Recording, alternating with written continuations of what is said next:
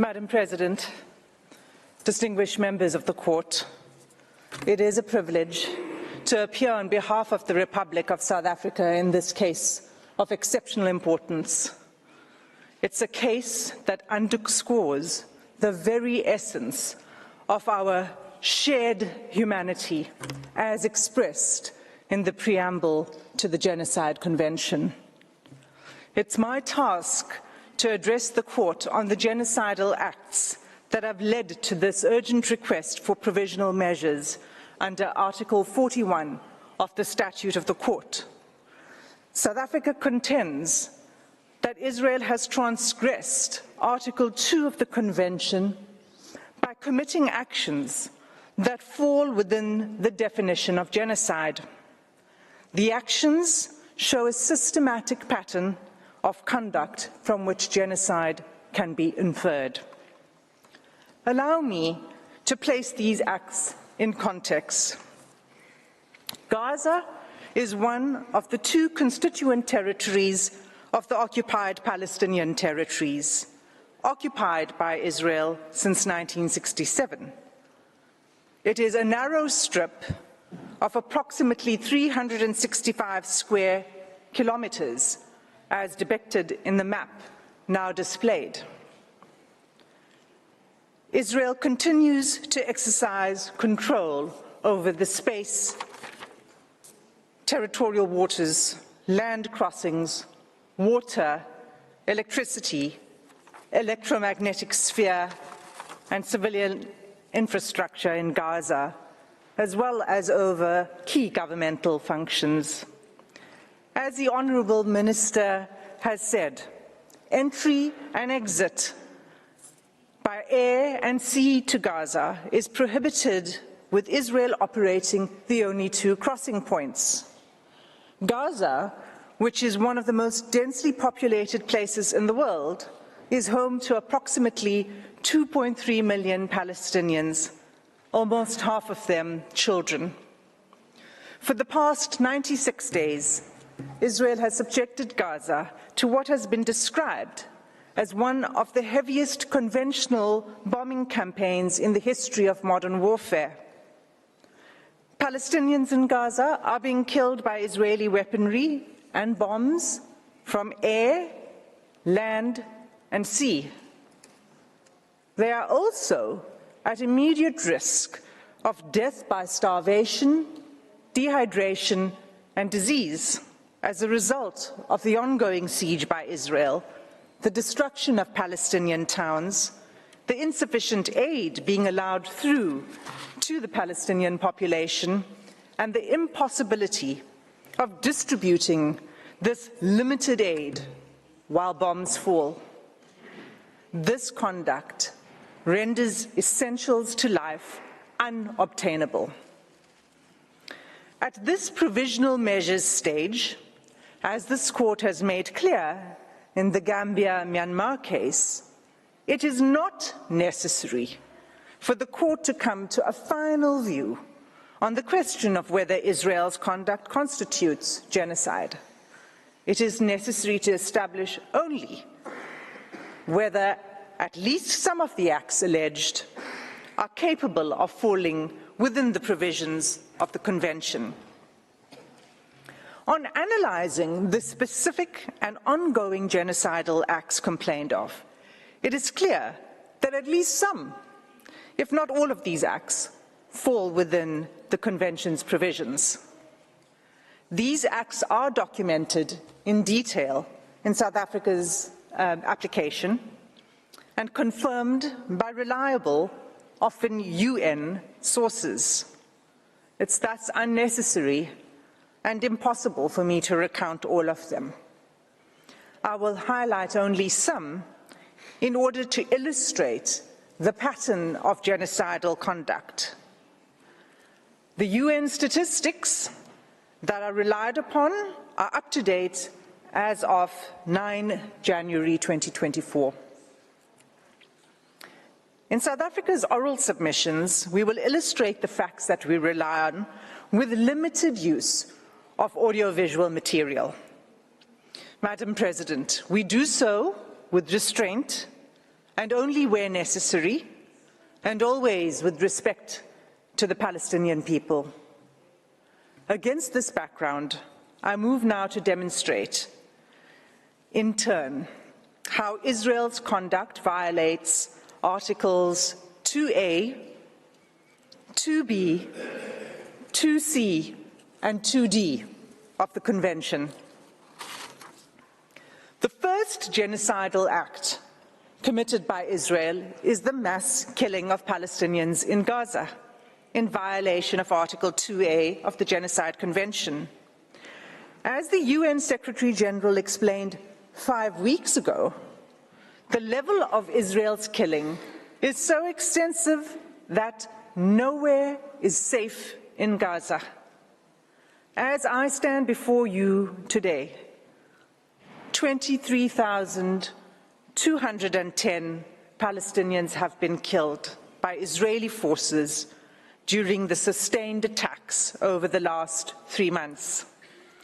At least 70% of whom are believed to be women and children. Some 7,000 Palestinians are still missing, presumed dead under the rubble.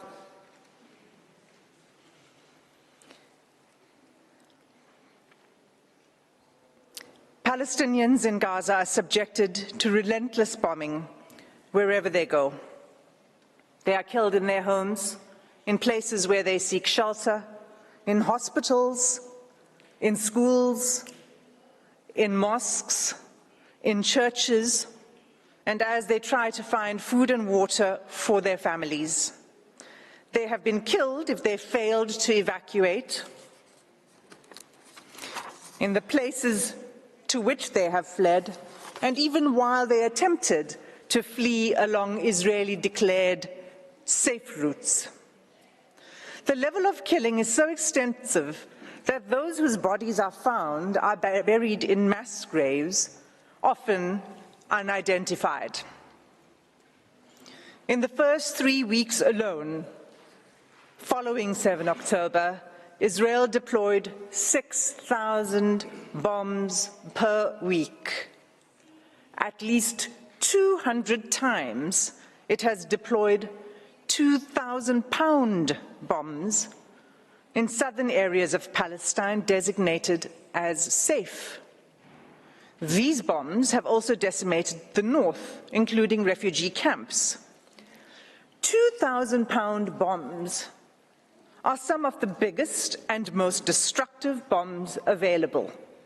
They are dropped by lethal fighter jets that are used to strike targets on the ground by one of the world's most resourced armies. Israel has killed an unparalleled and unprecedented number of civilians, with the full knowledge of how many civilian lives each bomb will take.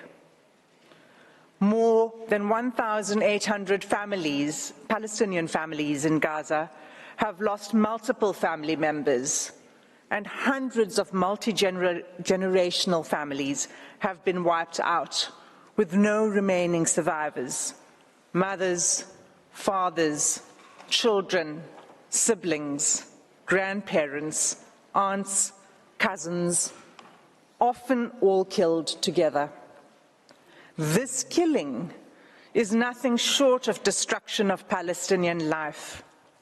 It is inflicted deliberately. No one is spared, not even newborn babies. The scale of Palestinian child killings in Gaza is such that UN chiefs have described it as a graveyard for children. The devastation, we submit, is intended to and has laid waste to Gaza beyond any acceptable legal, let alone humane, justification. The second genocidal act identified in South Africa's application is Israel's infliction of serious bodily or mental harm to Palestinians in Gaza in violation of Article 2B of the Genocide Convention.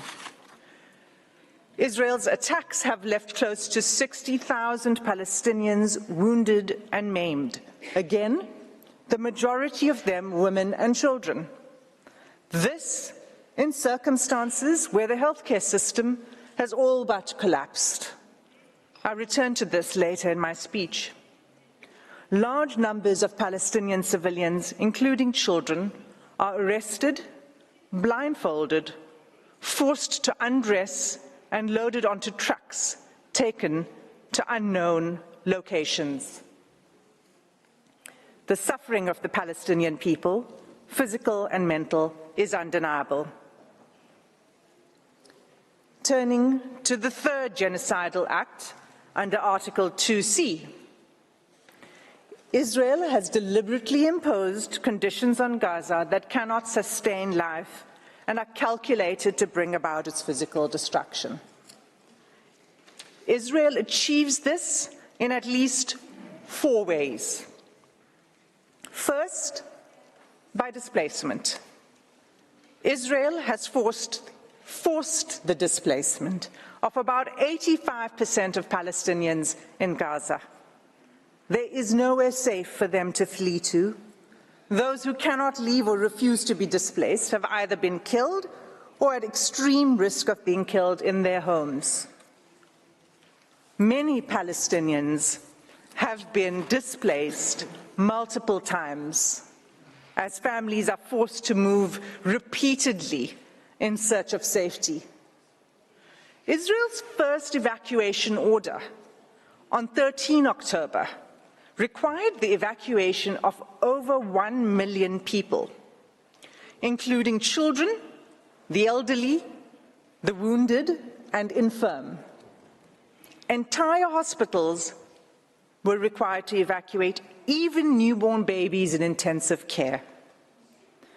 The order required them to evacuate the north to the south within 24 hours. The order itself was genocidal.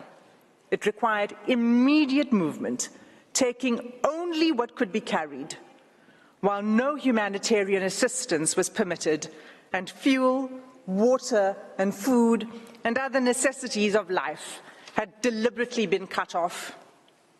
It was clearly calculated to bring about the destruction of the population. For many Palestinians, the forced evacuation from their homes is inevitably permanent. Israel has now damaged or destroyed an estimated 355,000 Palestinian homes, leaving at least 500,000 Palestinians with no home to return to. The Special Rapporteur on the Human Rights of Internally Displaced Persons explains that houses and infrastructure, quote, have been razed to the ground, frustrating any realistic prospects for displaced Gazans to return home, repeating a long history of mass forced displacement of Palestinians by Israel.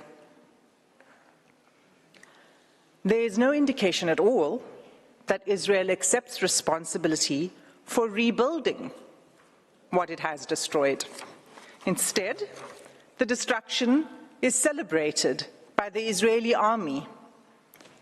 Soldiers film themselves joyfully detonating entire apartment blocks and town squares, erecting the Israeli flag over the wreckage, seeking to re-establish Israeli settlements on the rubble of Palestinian homes, and thus extinguishing the very basis of Palestinian life in Gaza. Second, together with the forced displacement, Israel's conduct has been deliberately calculated to cause widespread hunger, dehydration, and starvation. Israel's campaign has pushed Gazans to the brink of famine. An unprecedented 93% of the population in Gaza is facing crisis levels of hunger. Of all the people in the world currently suffering catastrophic hunger, more than 80% are in Gaza. The situation is such that the experts are now predicting that more Palestinians in Gaza may die from starvation and disease than airstrikes. And yet Israel continues to impede the effective delivery of humanitarian assistance to Palestinians, not only refusing to allow sufficient aid in, but removing the ability to distribute it through constant bombardment and obstruction. Just 3 days ago, on 8 January, a planned mission by UN agencies to deliver urgent medical supplies and vital fuel to a hospital and medical supply center was denied by Israeli authorities. This marked the 5th denial of a mission to the center since 26 December, leaving 5 hospitals in northern Gaza without access to life-saving medical supplies and equipment. Aid trucks that are allowed in are seized upon by the hungry. What is provided is simply not enough.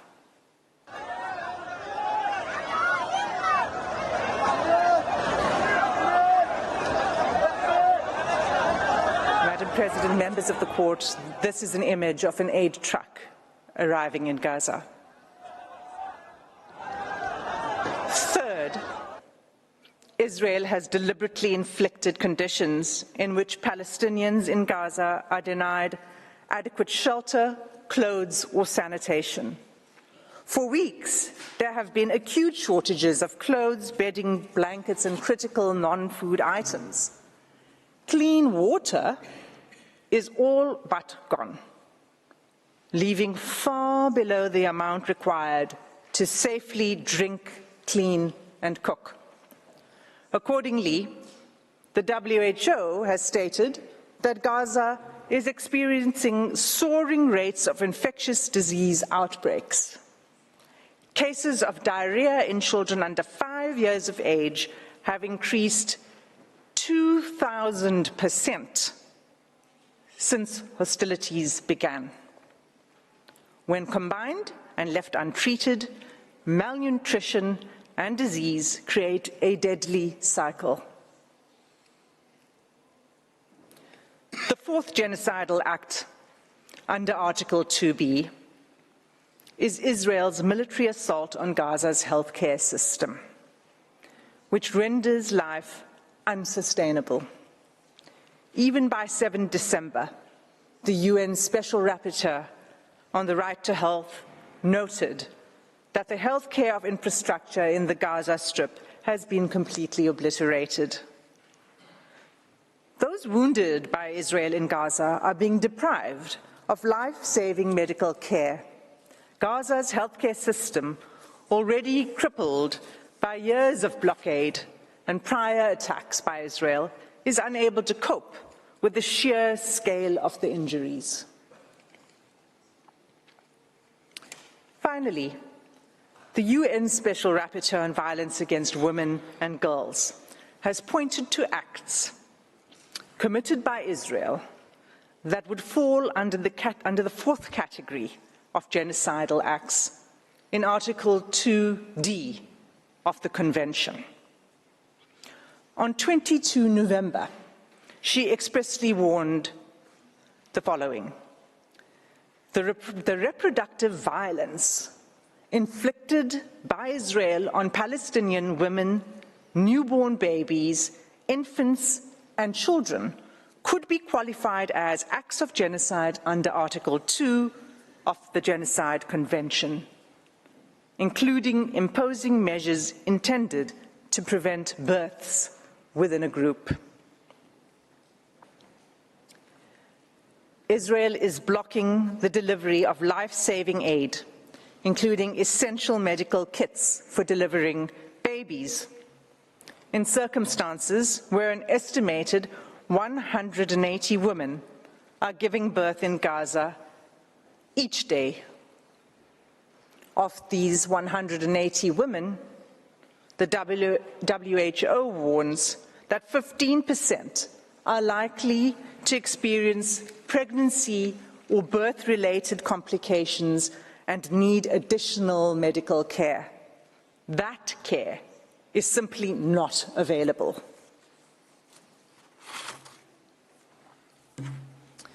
In sum, Madam President, all of these acts, individually and collectively, form a calculated pattern of conduct by Israel, indicating a genocidal intent. This intent is evident from Israel's conduct in specially targeting Palestinians living in Gaza, using weaponry that causes large-scale homicidal destruction, as well as targeted sniping of civilians, designating safe zones for Palestinians to seek refuge, and then bombing these, depriving Palestinians in Gaza of basic needs: food, water, healthcare, fuel, sanitation, and communications, destroying social infrastructure, homes, schools, mosques, churches, hospitals, and killing, seriously injuring, and leaving large numbers of children orphaned. Genocides are never declared in advance, but this court has the benefit of the past 13 weeks of evidence that shows incontrovertibly a pattern of conduct and related intention that justifies a plausible claim of genocidal acts. In the Gambia-Myanmar case, this court did not hesitate to impose provisional measures in relation to allegations that Myanmar was committing genocidal acts against the Rohingya within the Rakhine state. The facts before the court today are sadly even more stark, and like the Gambia-Myanmar case, deserve and demand this court's intervention. Every day, there is mounting irreparable loss of life, property, dignity, and humanity for the Palestinian people. Our news feeds show graphic images of suffering that has become unbearable to watch. Nothing will stop the suffering except an order from this court. Without an indication of provisional measures, the atrocities will continue, with the Israeli Defense Force indicating that it intends pursuing this course of action for at least a year. In the words of the UN Under-Secretary General on 5 January 2024, I quote, "You think getting aid into Gaza is easy? Think again. 3 layers of inspections before trucks can even enter. Confusion and long queues.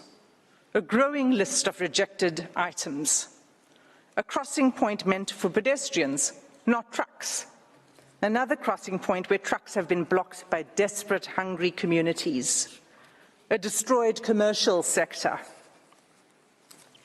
Constant bombardments, poor communications, damaged roads, convoys shot at, delays at checkpoints, a traumatized and exhausted population crammed into a smaller and smaller sliver of land, shelters which have long exceeded their full capacity, aid workers themselves displaced, killed. This is an impossible situation for the people of Gaza and for those trying to help them. The fighting must stop." Close quote. Madam President, members of the court, that concludes my section on the genocidal conduct of Israel. I thank you for your patient attention, and I ask that you call Advocate Mukatobi to the podium to address the court on genocidal intent.